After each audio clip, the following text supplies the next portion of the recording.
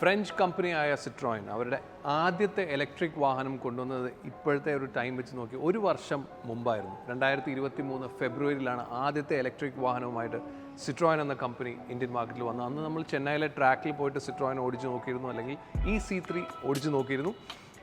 വണ്ടിയുടെ കാര്യത്തിൽ പ്രത്യേകിച്ച് കുഴപ്പങ്ങളൊന്നും ഫീൽ ചെയ്തില്ല. അന്ന് ഉണ്ടായിരുന്നൊരു കുറവ് എന്ന് പറയുന്നത് അതിൽ കുറച്ച് ഫീച്ചേഴ്സിൻ്റെ കാര്യത്തിലാണ്. കുറച്ച് ഫീച്ചേഴ്സിലൊരു കോംപ്രമൈസ് ചെയ്തിരുന്നു. പക്ഷേ ഇപ്പോൾ ആഫ്റ്റർ 1 year's ടൈം നമ്മളെല്ലാവരും കാത്തിരുന്നത് പോലെ ഫുൾ ഫീച്ചേഴ്സ് ആഡ് ചെയ്ത്, അത് ഫീച്ചേഴ്സ് ആഡ് ചെയ്തെന്ന് പറഞ്ഞാൽ പോരാ, ഓരോന്നും എടുത്ത് പറയണം. കാരണം നമുക്ക് ആഗ്രഹിച്ചിരുന്ന അല്ലെങ്കിൽ നമുക്ക് വേണ്ടിയിരുന്ന കുറേ ഫീച്ചേഴ്സ് ആഡ് ചെയ്തിട്ട് ഇപ്പോൾ പുതിയൊരു വേരിയൻറ്റ് തന്നെയായിട്ട് C3 വന്നിരിക്കുകയാണ്. നേരത്തെ ഉണ്ടായിരുന്നത് ലിവ്, ഫീൽ എന്ന് പറയുന്ന 2 വേരിയൻസ് ആയിരുന്നു. ഇപ്പോൾ അതിൻ്റെ കൂടെ ഷൈൻ എന്ന് പറയുന്ന അവരുടെ C3 ഷൈൻ വേരിയൻറ്റും കൂടെ ഇപ്പോൾ വന്നിരിക്കുകയാണ് with a lot of features added.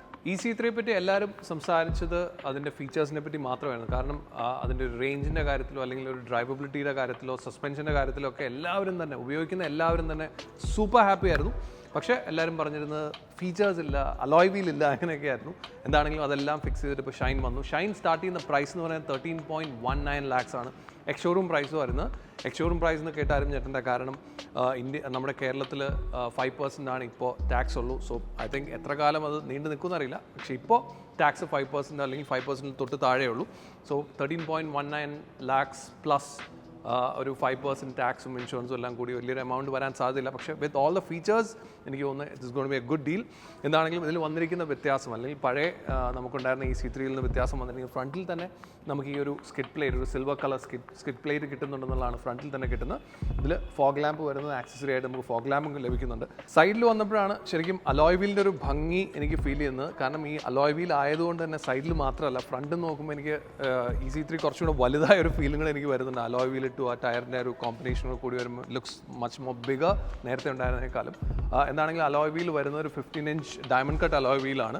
15 inch വീൽസും കാര്യങ്ങളെല്ലാം വരുന്നുണ്ട്. സൈഡിൽ എന്നുള്ളൊരു ബാഡ്ജിങ് നേരത്തെ ഉണ്ട്.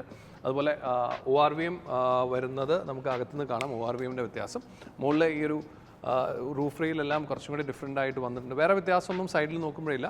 സോ റിയറിലേക്ക് വരുമ്പം കുറേ വ്യത്യാസങ്ങൾ വന്നിട്ടുണ്ട്.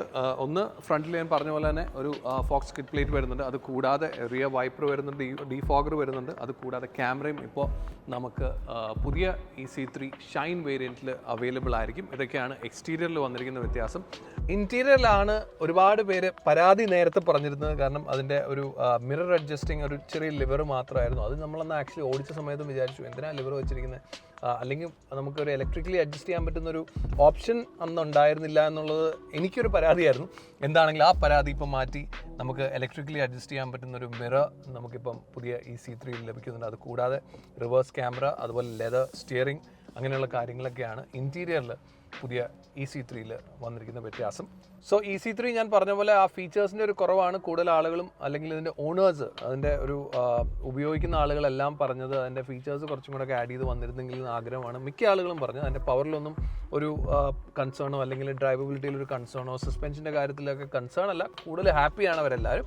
ഇതിൽ വരുന്ന ബാറ്ററി പാക്ക് എന്ന് പറയുന്നത് 29.2 kWh ബാറ്ററി പാക്കാണ് വരുന്നത്. അതുപോലെ തന്നെ ഇതിൽ ക്ലെയിം ചെയ്യുന്ന റേഞ്ച് എന്ന് പറയുന്നത് ഏകദേശം 320 kilometers ആണ് ഒരു ഫുൾ ചാർജിൽ കമ്പനി ക്ലെയിം ചെയ്യുന്നത്.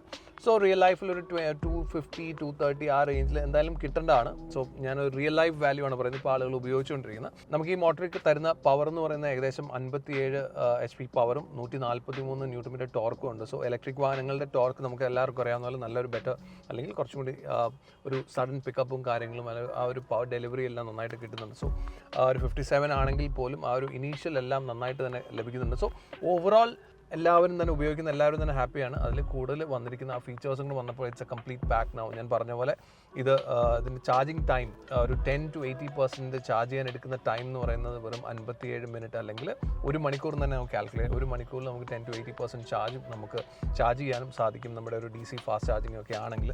സോ അങ്ങനെയുള്ള കാര്യങ്ങളെല്ലാം ഉണ്ട്. സോ ഓവറോൾ പാക്ക് ആണ് ഇപ്പോൾ പുതിയ ഷൈൻ എന്ന് പറയുന്ന വേരിയൻറ്റിൽ C3 നൽകുന്നത്. അതിൻ്റെ വില വരുന്നത് 13.19 lakhs ആണ് എക്സ്ഷോറൂം.